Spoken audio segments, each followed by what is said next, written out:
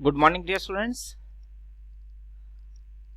Business studies में हमारा chapter चल रहा था सोर्स ऑफ बिजनेस फाइनेंस, और हमने आपको बताया था कि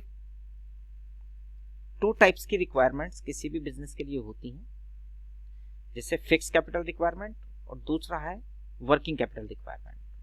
तो फिक्स कैपिटल रिक्वायरमेंट के लिए लॉन्ग टर्म डेट्स की या सोर्सेज की जरूरत है, और वर्किंग कैपिटल रिक्वायरमेंट के लिए शॉर्ट टर्म सोर्सेज की जरूरत है। तो सबसे पहले हम देखते हैं वर्किंग कैपिटल रिक्वायरमेंट के लिए जो सोर्सेज हैं हमारे पास या इंस्ट्रूमेंट्स अवेलेबल हैं, उसके लिए हमको मनी मार्केट जाना होगा, और लॉन्ग टर्म के लिए हमको कैपिटल मार्केट जाना होगा। यानी फिक्स कैपिटल रिक्वायरमेंट के लिए हमको कैपिटल मार्केट जाना होगा। तो सबसे पहले हम देखते हैं मनी मार्केट में हमारे कौन कौन से इंस्ट्रूमेंट्स हैं।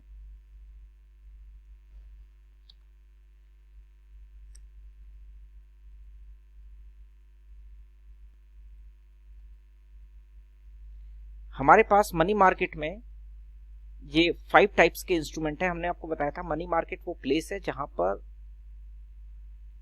उन इंस्ट्रूमेंट्स की डीलिंग की जाती है जो लेस देन 1 ईयर की डीलिंग वाले होते हैं, यानी फ्रॉम 15 डेज टू 1 ईयर जिनका मैच्योरिटी पीरियड होता है।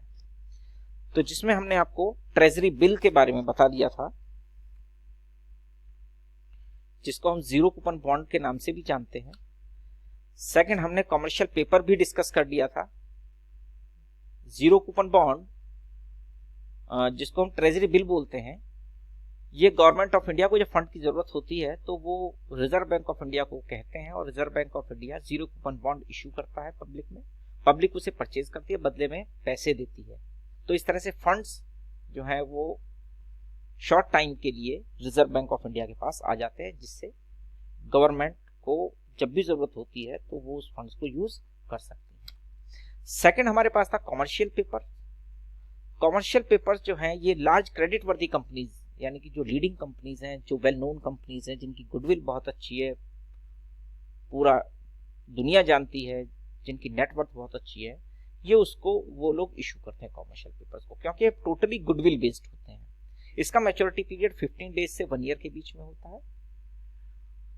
तो जब भी फंड्स की जरूरत होगी तो ये शॉर्ट टाइम के लिए जितनी भी लीडिंग कंपनीज हैं ये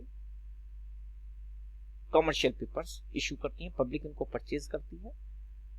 इस तरह से फंड्स कंपनी के पास आ जाते हैं और वो उनको यूज कर देते हैं, और जब मैच्योरिटी होती है उसकी तो वो विद इंटरेस्ट वो उनको वापस कर देते हैं, जनरल पब्लिक को पैसे उनके वापस कर देते हैं एक मैच्योरिटी पीरियड के बाद। अभी नेक्स्ट हमारे पास में एक सोर्स है कॉल मनी। स्टूडेंट्स, कभी कभी आपने देखा होगा कि बैंक्स के पास में माना कुछ फंड्स होते हैं, एक और टर्म होती है कैश रिजर्व रेशियो, जिसको हम CRR के नाम से जानते हैं। ये रिजर्व होता है, और जब कभी मान लीजिए आप पैसे लेने गए बैंक में और बैंक के पास सफिशिएंट फंड्स अवेलेबल नहीं है, तो बैंक कभी आपको निराश नहीं करेगा।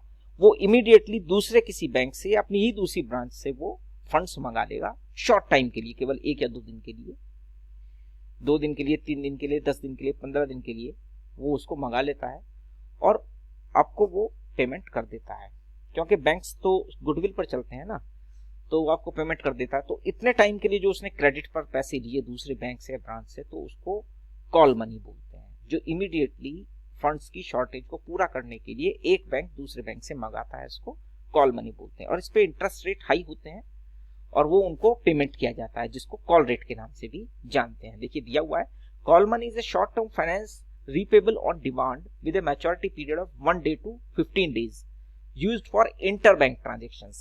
Commercial banks have to maintain minimum cash balance known as cash reserve ratio. So call money is a method by which banks borrow from each other to be able to maintain the cash reserve ratio.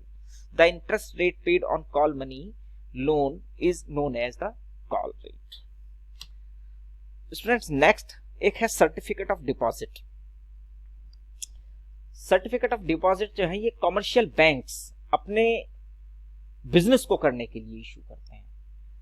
Call money और certificate of deposit में ये दोनों ही banks की transaction के लिए use होते हैं, लेकिन कॉल मनी तो पेमेंट के लिए, अपना कैश रिजर्व रेशियो मेंटेन करने के लिए, वो ट्रांजैक्शन के लिए यूज करते हैं, जबकि certificate of deposit funds generate करने के लिए, जिससे फर्दर आगे बिजनेस बैंक्स कर सकें, उसके लिए वो इशू करते हैं certificate of deposit. The certificate of deposit are unsecured negotiable short term instrument in bearer form issued by commercial banks and development financial institutions.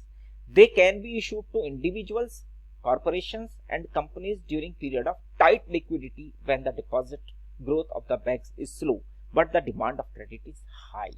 जब कभी भी लिक्विडिटी बहुत ज्यादा टाइट होती है, मींस कैश इधर उधर नहीं होता है, उनके पास में सफिशिएंट फंड्स भी नहीं होते हैं, और आगे बिजनेस करने के लिए, बिजनेस से कहने का मतलब ये है कि वो लोन देने के लिए उनके पास में फंड्स नहीं होते, या अपने पेमेंट करने के लिए, लायबिलिटी को पेमेंट करने के लिए फंड्स नहीं होते, तो वो बैंक सर्टिफिकेट ऑफ डिपॉजिट को यूज करते हैं, इस इंस्ट्रूमेंट को यूज करते हैं। और इसको ये नॉर्मली क्योंकि अमाउंट बहुत ज्यादा होता है, तो इंडिविजुअल्स को, कॉर्पोरेशन, कंपनीज को ये लोग ज्यादा इशू करते हैं, यानी वो लोग परचेज करते हैं इसको। इसका इंटरेस्ट रेट बहुत हाई होता है, तो जब इशू करते हैं, पब्लिक परचेज करती है या कोई दूसरा इंस्टीट्यूशन परचेज करता है, उनके पास फंड्स आ जाते हैं, वो उसको यूज करते हैं, और जब उनका मैच्योरिटी पीरियड आता है तो कंपनी या बैंक्स जो हैं वो उन कंपनीज को या इंडिविजुअल जिन्होंने परचेज किया उनको उनके पैसे वापस कर देते हैं। तो इस तरह के इंस्ट्रूमेंट को हम सर्टिफिकेट ऑफ डिपॉजिट कहेंगे। ठीक है स्टूडेंट्स, तो आज हमने 2 और इंस्ट्रूमेंट्स पर डिस्कशन किया। इससे आगे के जो इंस्ट्रूमेंट है उन पर हम नेक्स्ट वीडियो में डिस्कस करेंगे। Okay, thank you.